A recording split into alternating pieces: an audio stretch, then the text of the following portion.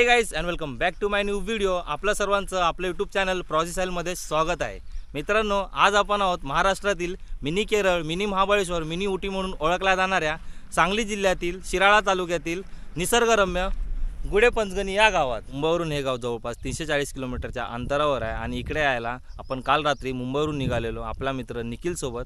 आणि आजच्या या व्हिडिओमध्ये आपण करणार आहोत निसर्गरम्य गुडेपंचगणी गाव हे एक्सप्लोर आणि मुंबई, कोल्हापूर, कोकणातून या गावात कशा प्रकारे आपण पोहोचू शकतो याची इन्फॉर्मेशन देखील ह्या व्हिडिओमध्ये दिली आहे। म्हणून मित्रांनो, तुम्ही हा जो व्हिडिओ आहे ना तो पूर्ण बघा आणि आपल्या चॅनलवर जर तुम्ही पहिल्यांदा आला असाल चॅनलला सबस्क्राइब करायला विसरू नका। तर मित्रांनो, आजच्या ह्या व्हिडिओला आपण करूया पहिल्यापासून सुरू। सो रेडी चलो लेट्स गो। मित्रांनो, आता वाजले रात्रीचे 12:21 आणि जस्ट आता आपण आपल्या एरियातून निघतोय आणि इकडून आहे ना आपल्या एरियातून गुडेपंचगणीचं अंतर जे आहे ते 338 किलोमीटर आहे आणि दाखवले 6 तास 44 मिनिटं। आणि मला वाटत नाही की एवढ्या लवकर आपण पोहोचू, हळूहळू जाणार आहे। रात्रीची वेळ पण आहे आणि आपला मार्ग पण तुम्ही बघू शकता, मुंबईवरून पुणे, सातारा, कराड मार्गे आपण जाणार आहोत। रात्रीची वेळ असल्यामुळे ना तुम्हाला मी बाहेरचा काय व्ह्यू दाखवू शकत नाही, त्यामुळे कॅमेरा जो आहे ना आपण ठेवा बॅगेत आणि डायरेक्ट भेटूया आपण सकाळचा डायरेक्ट कराडलाच होणार आहे। तर चल निघूया ना। चल बाबा निघूया, चल बस गाडीवर, डायरेक्ट भेटूया कराडला। चला। 8 hours later.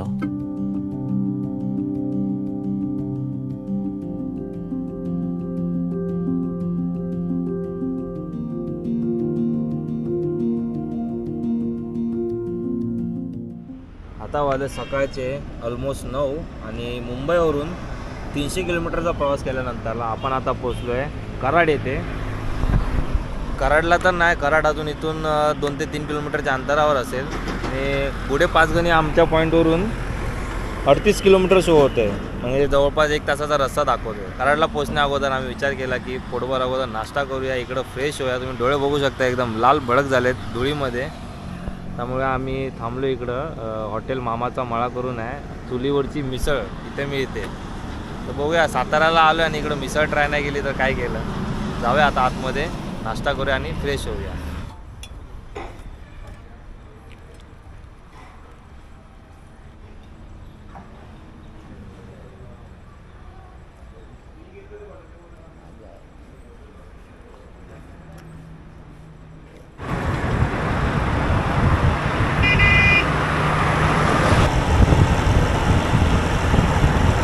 आता आपण आलो आहे कराडच्या पुढे आणि कराडच्या पुढे आल्यानंतरला आहे ना आपल्याला पुणे बँगलोर हायवेला करावं लागणार आहे बाय बाय, कारण की इथून आपण घेणार आहोत राईट शेनकेवाडी कोकरूरला जाणारा जो रोड आहे ना त्या रोडने आपल्याला जावं लागणार गुडेपंचगणी या गावात जाण्यासाठी। आणि जर तुम्ही कोल्हापूरच्या दिशेने आलात तर तुम्हाला लेफ्ट मारायचं आहे, आणि जर तुम्हाला कळलं नाही तर तुम्ही गुगल मॅपवरती सिम्पली गुडेपंचगणी टाकून या रूटने तुम्ही जाऊ शकता।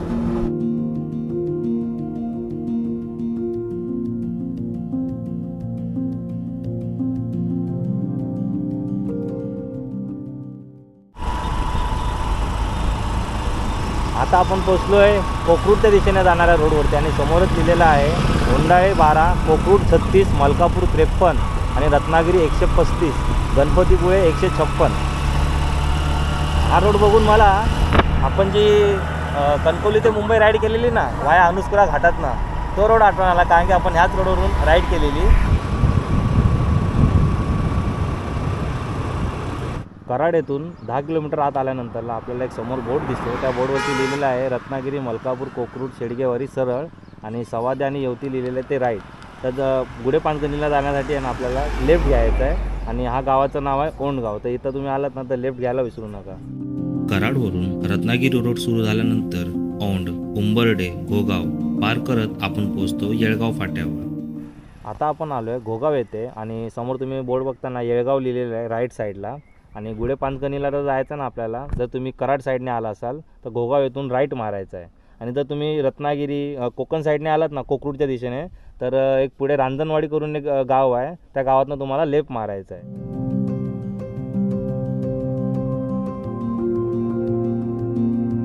मित्रांनो, जसं आपण घोगाव इथून राईट मारतो ना तसं आपल्याला गुडेपंचगणीची जी निसर्गरम्य डोंगर आहेत ना दिसायला सुरू होतात।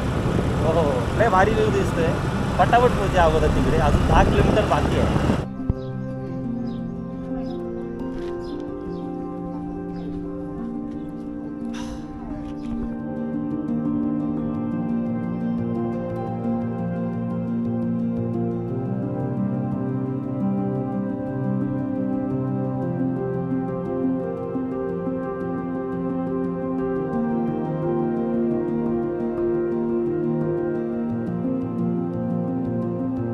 मित्रांनो, जसं आपण गोटेवाडी या गावातनं फक्त 1 किलोमीटर पुढे येतो ना, तुम्ही व्ह्यू बघा इकडचा. मी शब्दात तर सांगू शकत नाही. सुरुवातीलाच आहे ना, अजूनपर्यंत आम्ही तर गुढे पाचगणी गावात तर पोहोचलेलो नाही.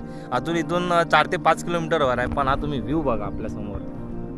हो हो, लय भारी व्ह्यू आपल्याला इथूनच दिसतोय. म्हणजे विचार करा तिकडे गेल्यावर व्ह्यू कसा असेल.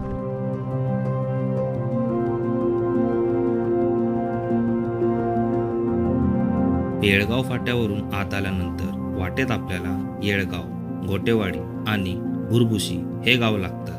गुगल मॅपवर गुढे पाचगणी गावच्या दिशेने जाणारा रस्ता बरोबर दाखवतो.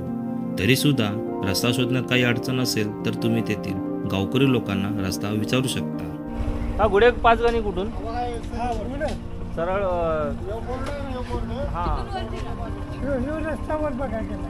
पवनचक्कीकडं. ओके ओके, थँक्यू दादा. मुख्य हायवेवरून आपण येळगाव मार्गे जेव्हा आत येतो ना, तर आपल्याला लागतं गोटेवाडी नावाचं गाव. त्यानंतरला जरा पुढे आल्यानंतर तुम्ही समोर मंदिर बघताय ना, श्री काळंबादेवी मंदिर, श्री क्षेत्र भुरभुशी तालुका कराड असं लिहिलेलं आहे. इकडे 2 फाटे फुटलेले आहेत. तर प्रत्यक्षदर्शी आपल्याला वाटतं की हा रस्ता जाईल गुढे पाचगणीच्या दिशेने, पण असं नाही आहे. तर आपल्याला हा रस्ता मारायचा आहे लेफ्टच्या बाजूने. तर आता आपण इकडून जाणार आहे. इथं आपण पवनचक्कीच्या दिशेने तर आलो आहे. इकडे आपल्याला एक गावचे लोकल माणूस चालताना दिसत आहेत. त्यांना विचारूया. वागताय का दादा, ते पवनचक्कीला जायचा रस्ता कुठे माहिती आहे का? ओके ओके, थँक्यू दादा.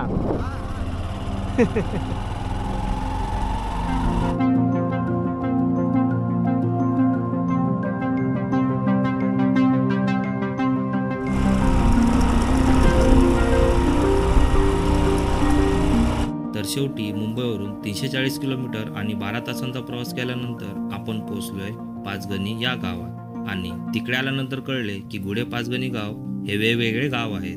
त्यातच गुढेगावचे अंतर हे पाचगणीवरून आणखीन 4 किलोमीटर पुढे होते. तिकडे देखील पवनचक्की तेथील घाट पाहण्यासारखे आहेत. पण आम्ही तिकडे न जाता निघालो या ठिकाणचा मुख्य आकर्षण येथील शिरसाटवाडी घाट म्हणजेच नागमोडी वळणाच्या रस्त्याच्या दिशेने.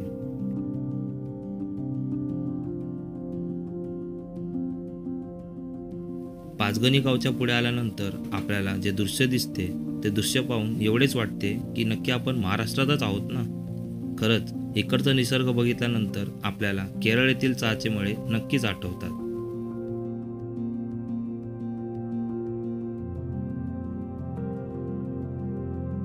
इकडे येण्याचा बेस्ट टाइम हा ऑगस्ट पासून ते नोव्हेंबर पर्यंत आहे. जर पाऊस जास्तच असेल तर इकडे येणे टाळणे खूपच बरे.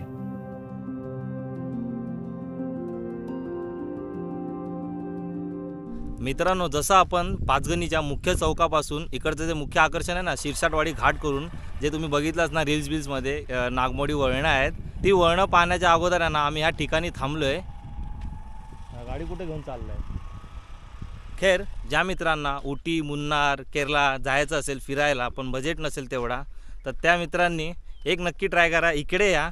इकडे आल्यावरती जो इकडं व्ह्यू आहे ना, तर तुम्हाला शब्दात तर मी सांगू शकत नाही. त्यासाठी आपण आपलं करूया सिनेमॅटिक मोड ऑन. तर तुम्ही राहा रेडी आणि आपले सिनेमॅटिक शॉट्स कसे वाटले एकदा कमेंट करून नक्कीच सांगा. तर चला रेडी राहा. 1, 2 आणि 3.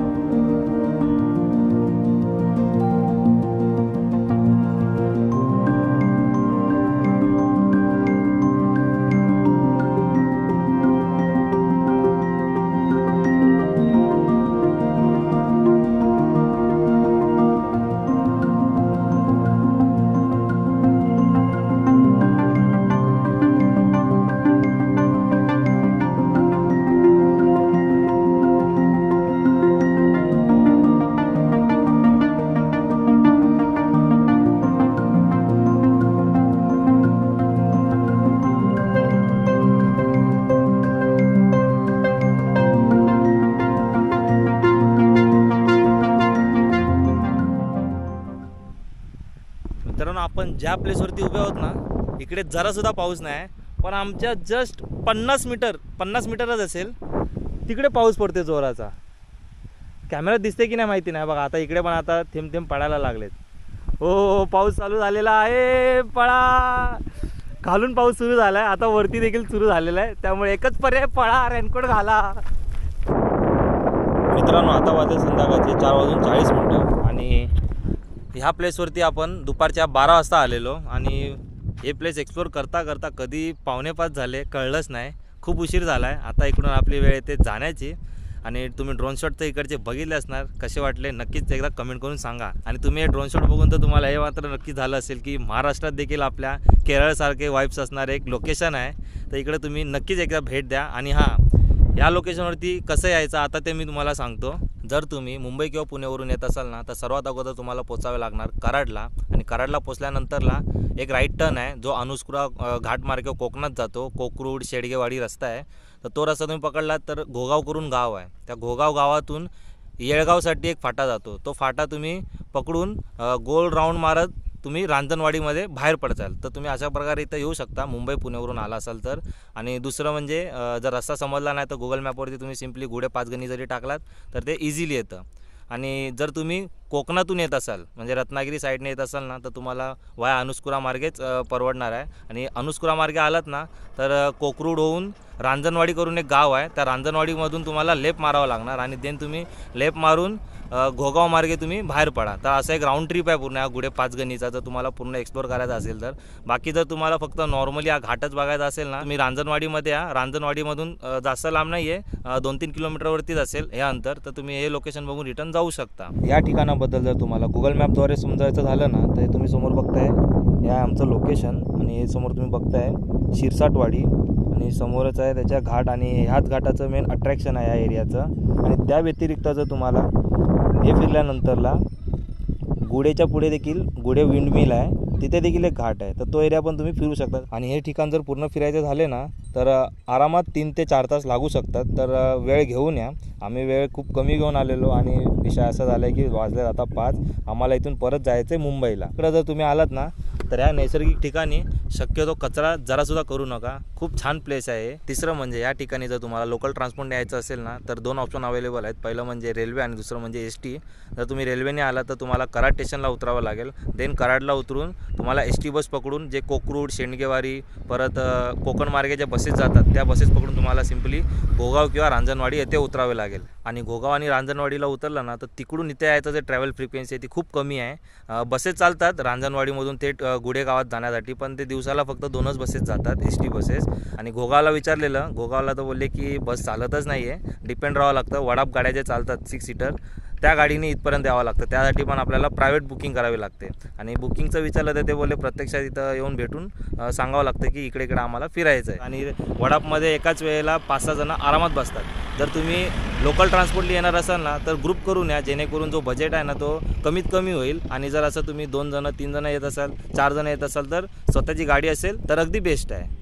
आय होप मित्रांनो तुम्हाला व्हिडिओ आवडला असेल. व्हिडिओ आवडला असेल तर व्हिडिओला लाईक करायला विसरू नका. आणि तुमचे काय क्वेरीज किंवा काय क्वेश्चन्स असतील तर तुम्ही मला कमेंटमध्ये किंवा इंस्टाग्रामवरती DM करून विचारू शकता. तर चला मित्रांनो, अशाच एका नवीन टॉपिकमध्ये भेटूया पुढच्या व्हिडिओमध्ये. तोपर्यंत बाय. चलो.